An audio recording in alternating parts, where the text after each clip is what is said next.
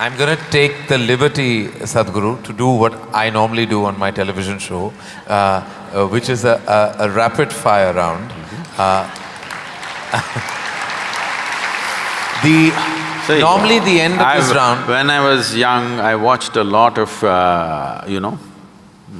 Wild West movies. Right. So when you fire, I also fire, all right?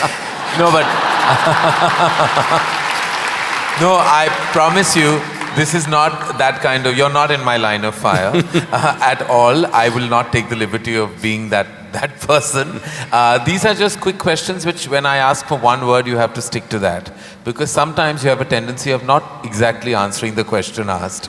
But you give such a profound and prolific retort back that it makes you very satiated. But in this case, my only request is that if it's one word, then it's just one word. Okay. And the end of this, normally, you get a hamper, but in the absence of a hamper here, you already have something, right? Yes. So, or this beautiful bouquet that is right next to you. But so there's no hamper, but you will get my utmost gratitude. Thank you. All right, very simply, what is the one thing that is essential to living a balanced life? Sense.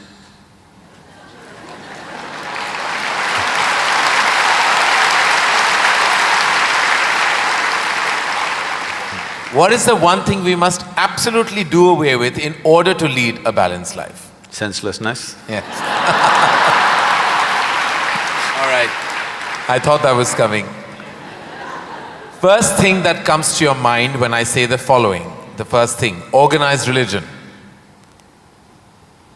Madness. Marriage. Cohabitation. Competition. Stupid. Money. Useful. Love.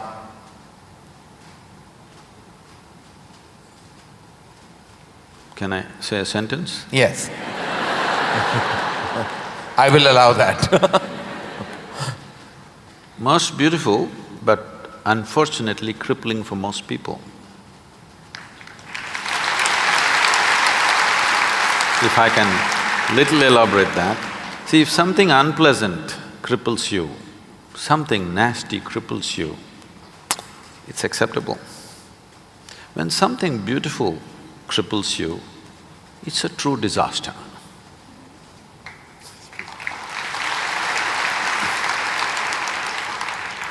If you could ask one person, alive or dead, one question, who would you ask and what would that be?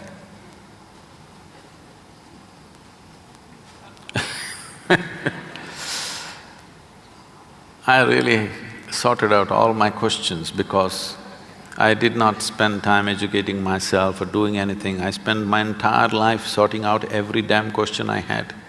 I've kind of run out of questions. And you certainly have not run out of any answers and you never will. Best advice you have ever received? Nothing. Never? No. I never sought, nor did I receive. I made myself in such a way I'm incapable either of seeking advice or giving advice.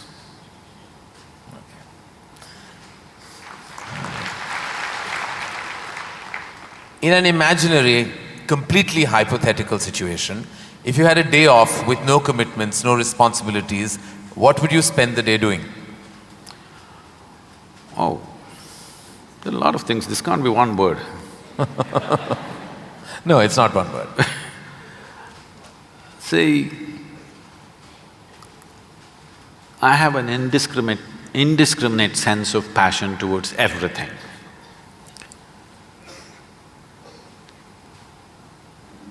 There were lots and lots of things I did at one time, but these days, time is not allowing me to do that, so generally if I have little time, all I do is play golf. Because that's safe and within the city and I can get back in time for something else to be done. But if an entire day is left to me, which they've not done for a long time, They've not left it to me. If that happens, I will close my eyes and sit because that is the best, I am at my best when I truly have nothing to do.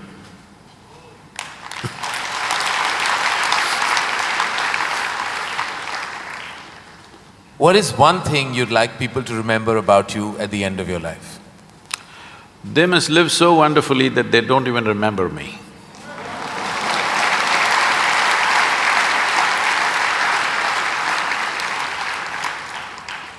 If you found a way to travel through time, where would you go?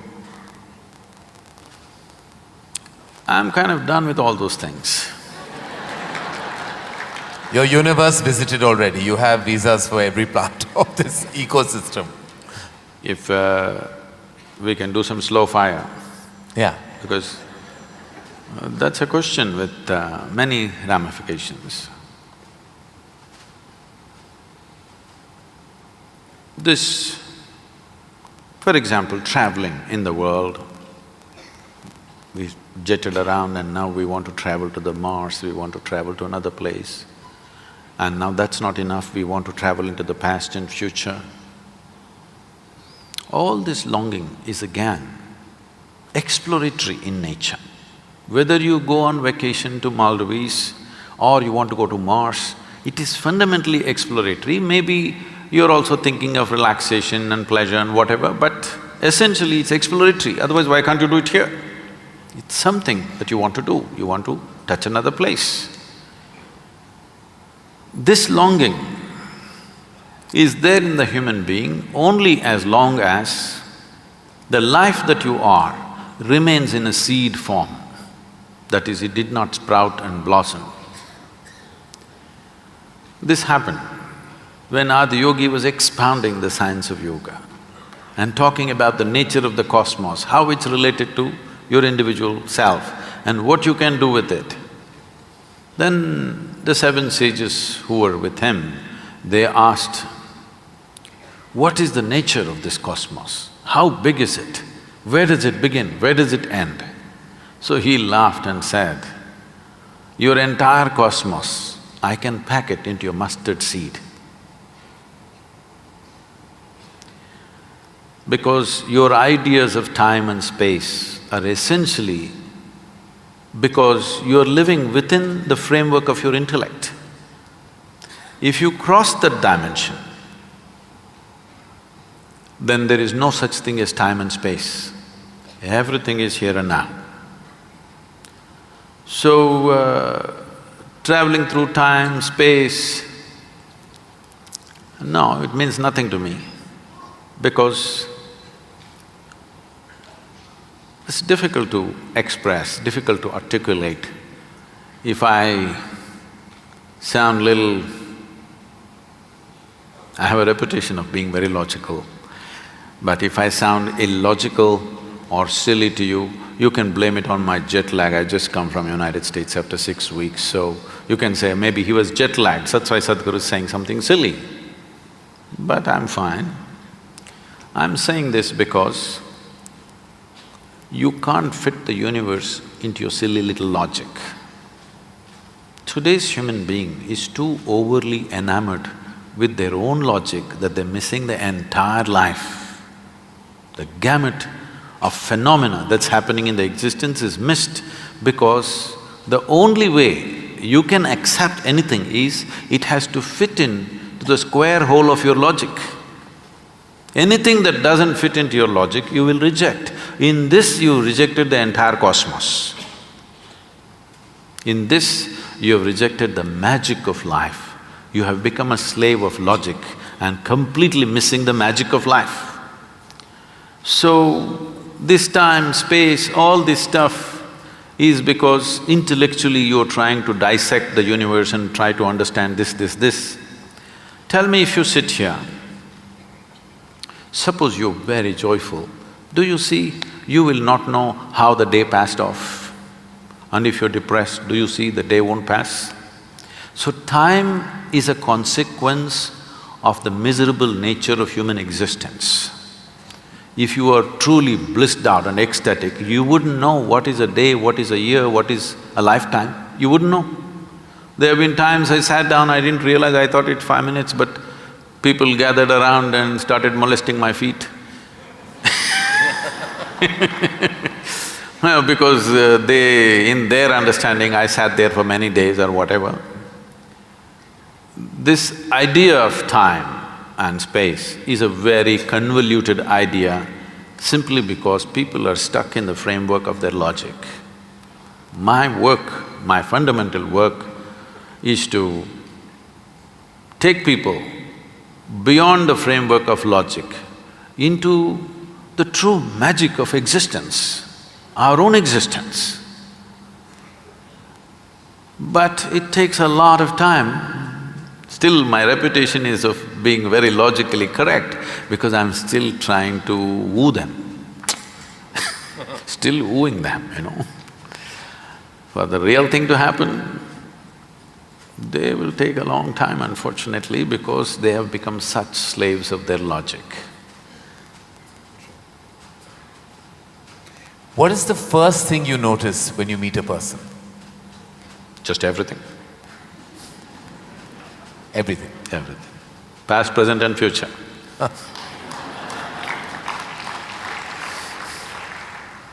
Is it more important to do what you love or love what you're doing? One word or more? The choice is entirely yours. See, if you are an intelligent person, you will try to do what you love most. But if you're a genius, you will do just what is needed.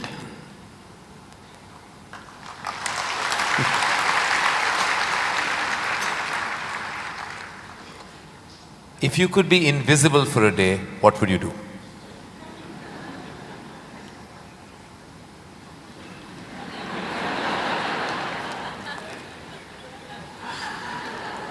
You wouldn't know?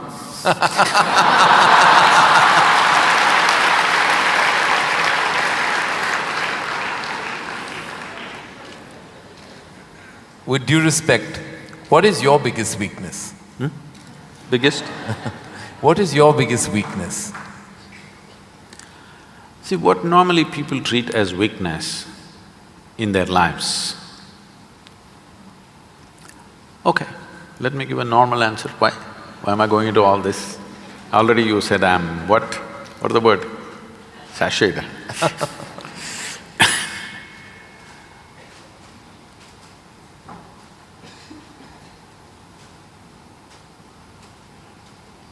My biggest weakness is, I love danger. Without danger I cannot live. I need to do something which keeps me on the edge of being mortal, being alive and dead. I want to walk that line all the time. Every day I'm stepping on it one way or the other. Is it a weakness? I don't think so, but people think, Sadhguru, you shouldn't risk your life like this. But if there's no risk, I feel I'm not being… because most of the time in my life, for whatever I'm doing, I don't feel tested. It's only in moments of danger that I feel little tested. So my weakness is, I like to be stretched, you know. For all the time when I was riding across India and later on I started driving, my only wish was that to find a machine which will test my skills. Always found the damn things broke down if I took it to my limits. These days recently I'm beginning to get to do a few machines which are testing me, whether I can push it all the way or not. Maybe that's because of my age. No. If I had met them much younger, I think I would You would have managed to work around them. One thing the world doesn't know about you. They don't know a thing about me.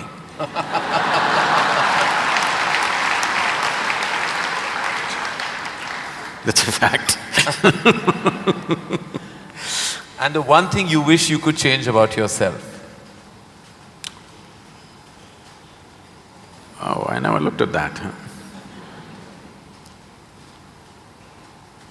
I could speak Hindi. No, I'm sorry, Marathi.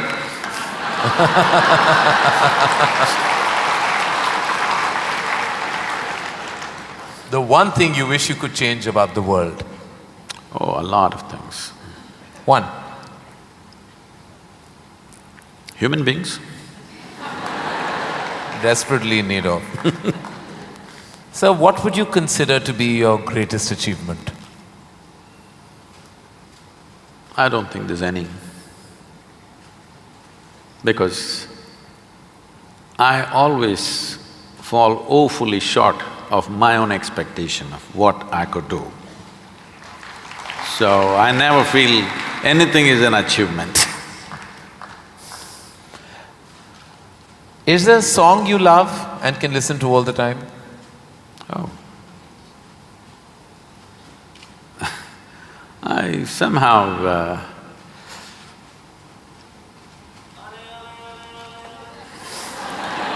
nah. Probably because this came to me at a certain time when I was in my early teens maybe. So this one song kind of comes back to me more often than anything else. It's not that I even seek it, but somehow one way or the other this song keeps coming back to me. Is how many times Okay. I know you haven't seen any of my films, but do you have a favorite film? Oh,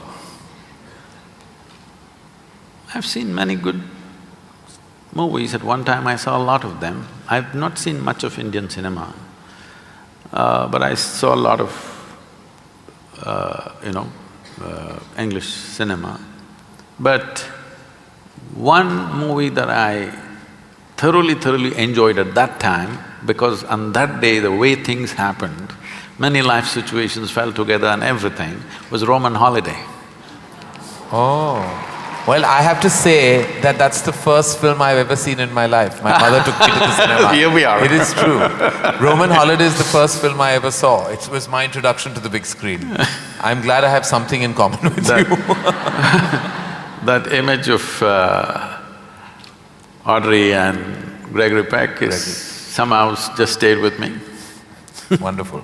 It was probably my age. Yeah. Oh, it must have been. Something you enjoy doing and wish you had more time for? I wish I had more time, because I made myself like this, that there is nothing that I enjoy or do not enjoy. I make sure I enjoy everything that I do, including simply sitting quietly or talking to somebody or doing whatever, because my activity is not limited to one area, so many things. If you did not enjoy everything that you do and do not do, you will go insane trying to manage so many things. But I will not go insane, because I enjoy being alive. Activities, anything is okay. Everything I do, I enjoy. Small things, big things, every kind of thing. Most profound things and silly things, I enjoy thoroughly.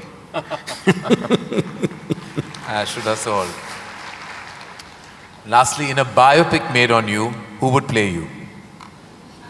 But who would make a biopic first of all? No, there would be lots of interested people.